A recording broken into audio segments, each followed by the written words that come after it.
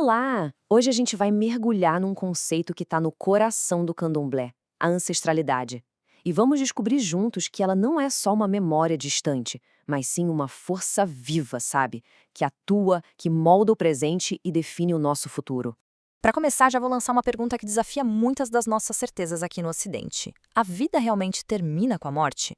Para a cosmologia do candomblé, a resposta é um sonoro não. E é isso que nos leva ao ponto central. A morte não é vista como um fim, mas como uma passagem, uma transformação necessária. É a jornada para se juntar a essa corrente contínua dos ancestrais, uma força que sustenta toda a comunidade. Olha, o contraste que a gente vê aqui é fundamental. No Ocidente, ancestrais muitas vezes são retratos na parede, sabe? Figuras do passado. Já no candomblé, eles são uma força ativa no presente, uma presença que ajuda, que orienta. É a diferença crucial entre ser só uma memória e ser uma continuidade. Agora, para a gente entender a profundidade desse conceito, a gente precisa voltar para um momento de imensa fratura, o trauma da diáspora africana. É crucial entender isso aqui. A escravidão não foi apenas sobre trabalho forçado. Foi um projeto sistemático para apagar identidades. Ao quebrar laços de família, de língua, de rituais, a tentativa era criar um vazio, uma desconexão total com a própria ancestralidade. Mas mesmo no meio de toda essa violência, algo sobreviveu. As pessoas escravizadas trouxeram uma bagagem imaterial, suas crenças, seus rituais, sua visão de mundo.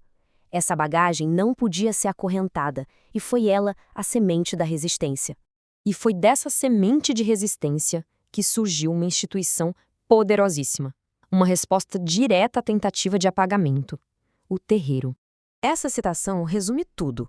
O terreiro não foi só um espaço religioso. Foi o primeiro centro de organização social, política e cultural para a população negra no Brasil.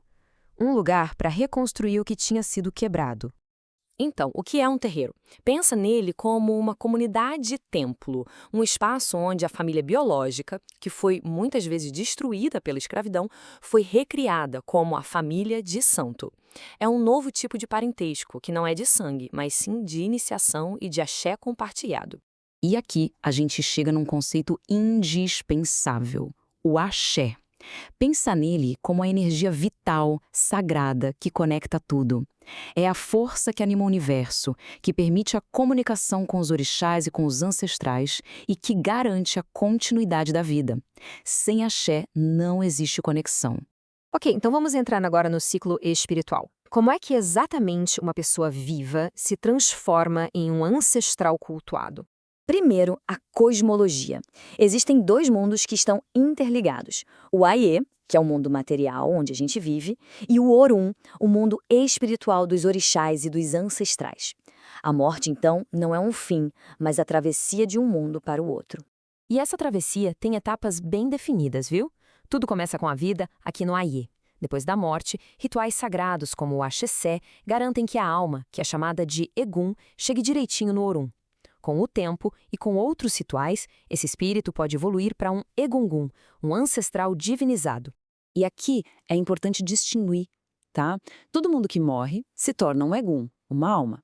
Mas só aqueles que viveram vidas notáveis e para quem os rituais corretos são feitos é que chegam ao status de Egungun, se tornando uma ponte ativa e poderosa entre os mundos.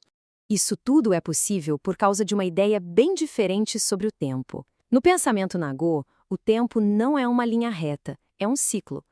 O passado não ficou lá atrás, ele é revivido nos rituais. Quando um orixá se manifesta em uma pessoa, o passado mítico está literalmente acontecendo agora. Bom, vamos agora conectar toda essa teologia super complexa com o mundo de hoje. Por que essa noção de ancestralidade é tão vital hoje em dia?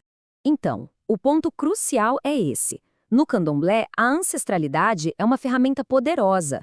É uma fonte de identidade para uma população cuja história tentaram apagar. É resistência cultural.